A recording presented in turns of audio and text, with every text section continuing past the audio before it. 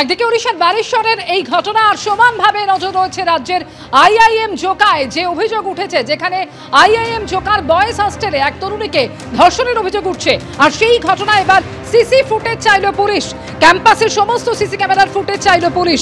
রাস্তায় লাগানো সিসি ক্যামেরায় তরুণীকে ক্যাম্পাসে ঢুকতে দেখা গেছে বলেও সূত্র মারফত খবর।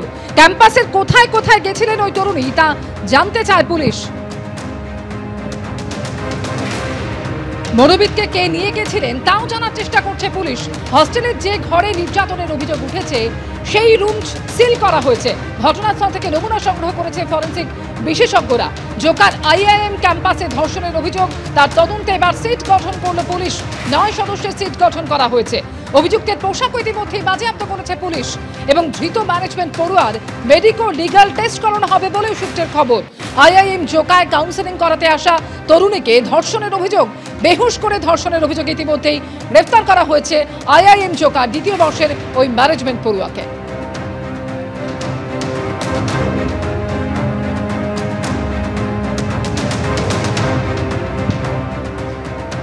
এদিকে আইআইএম জোকাকাণ্ডে সক্রিয় রাজ্য মহিলা কমিশন আর তা নিয়ে সন্দিহান জাতীয় মহিলা কমিশন।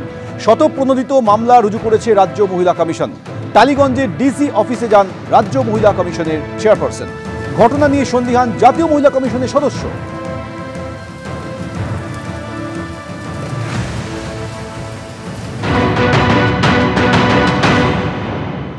যা হওয়ার কথা পরপর কেসটা স্টার্ট হয়েছে কিনা, অ্যাকিউজড অ্যারেস্টেড হয়েছে কিনা হয়েছে আমরা জানি, তবু আমাদের তরফ থেকে তো মানে অফিসিয়ালি জানতে চাইতেই হবে এটা।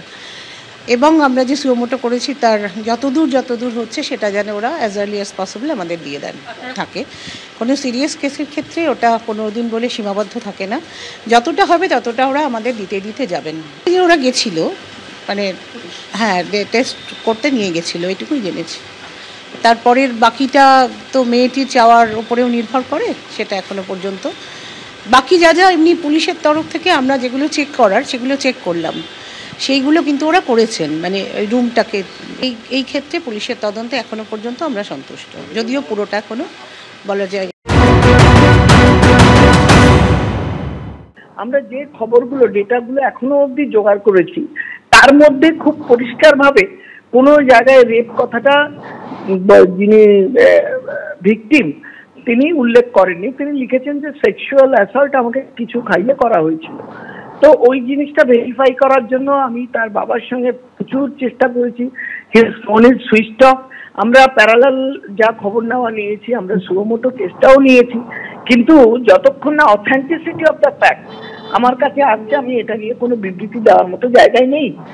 অফকোর্স মেয়েটির সাক্ষ্য, তার সম্মান, তার সুরক্ষার জন্য আমরা পাশে আছি, উদ্বিগ্ন এবং যা করার করব।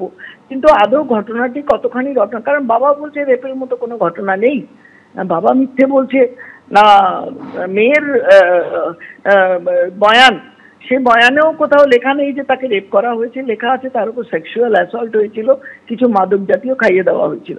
বাকি পারিপার্শ্বিক কিভাবে ঢুকলো, কেন গেল, কি হয়েছিল সেগুলো তো পরের প্রশ্ন, কিন্তু যেটা প্রশ্ন আদৌ তার উপর সেক্সুয়াল অ্যাসল্ট, রেপ বা সেরকম ঘটনা ঘটেছিল কিনা। আইআইএম জোকার ঘটনায় সক্রিয় রাজ্য মহিলা কমিশন এবং সন্দিহান এনসিডব্লিউ। রাজ্য মহিলা কমিশনের চেয়ারপারসন তিনি গিয়েছিলেন টালিগঞ্জের ডিসি অফিসে এবং সেখানে স্বতঃপ্রণোদিত মামলাও রুজু হয় রাজ্য মহিলা কমিশনের তরফে, যদিও ঘটনা নিয়ে সন্দিহান জাতীয় মহিলা কমিশনের সদস্য।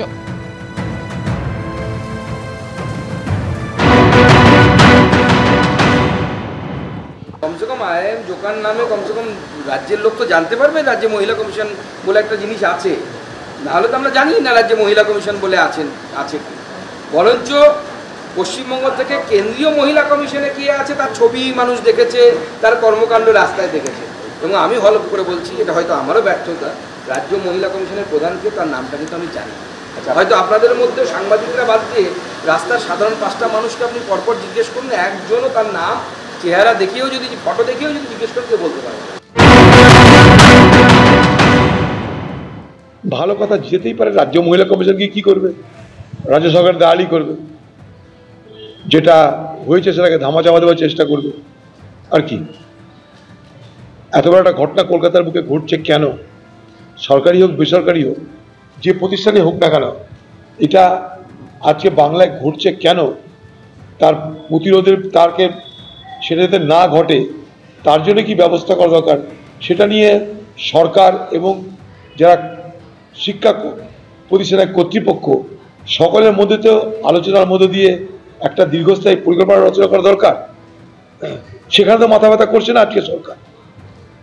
মহিলা কমিশন পাঠিয়ে আমাদেরকে স্তব বাক্য দেওয়া হবে, বাংলা মানুষকে আরেকটা কুমিরের ছানা দেখিয়ে বলা হবে দেখো আমরা তৎপর হয়েছি। রাজ্যে মহিলা কমিশন আজ পর্যন্ত